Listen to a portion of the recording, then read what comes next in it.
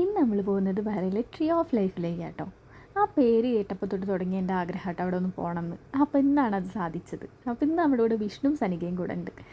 അതുകൊണ്ട് തന്നെ നമുക്ക് സുഖമായി കാറിൻ്റെ ബാക്ക് സീറ്റിലിരുന്നാൽ മതി. സാധാരണയൊന്നും ഡ്രൈവ് ചെയ്ത് പോകുമ്പോൾ ഇത്രയ്ക്കധികം വർത്താനം പറയാൻ പറ്റില്ല.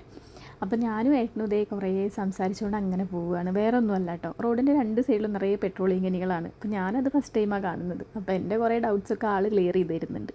അപ്പം നമ്മൾ താമസിക്കുന്ന സ്ഥലത്ത് നിന്ന് ഏകദേശം 1.5 മണിക്കൂർ ട്രാവൽ ചെയ്തിട്ട് വേണം നമുക്ക് നമ്മുടെ ഡെസ്റ്റിനേഷനിൽ എത്താൻ വേണ്ടിയിട്ട്. അതുകൊണ്ട് തന്നെ ഒരു ട്രിപ്പിൻ്റെ മൂഡൊക്കെ എൻജോയ് ചെയ്ത് നമ്മൾ ഇതേ മെല്ലെ അങ്ങനെ പോകുക കേട്ടോ. അപ്പോൾ ഒരു ഡെസേർട്ടിലാട്ടോ ഈ മരം നിൽക്കുന്നത്. അപ്പോൾ ഇപ്പോൾ ഏകദേശം നമ്മൾ എത്താനായിട്ടുണ്ട്. അപ്പോൾ അവിടെ എത്തും തോറും ഏകദേശം ഒരു ഓഫ് റോഡ് ഡ്രൈവിംഗ് ഒക്കെ എക്സ്പീരിയൻസ് ചെയ്തതേ നമ്മൾ കുത്തിക്കുലുങ്ങി മെല്ലെ അങ്ങനെ പോവുകയാണ് കേട്ടോ. അപ്പോൾ ഇതേ നമ്മളവിടെ എത്തി. Tree of life visitors centre, അതായത് ഏകദേശം 400 വർഷം പഴക്കമുള്ളൊരു മുത്തശ്ശി മരമാണിത് കേട്ടോ.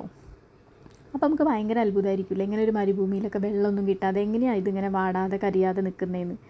അപ്പോൾ ഈ മരത്തിൻ്റെ വേരുകൾ 50 മീറ്ററോളം ഭൂമിയുടെ ഉള്ളിലേക്ക് ഇറങ്ങിയിട്ടുണ്ട്, ആഴ്ന്നിറങ്ങിയിട്ടുണ്ട്.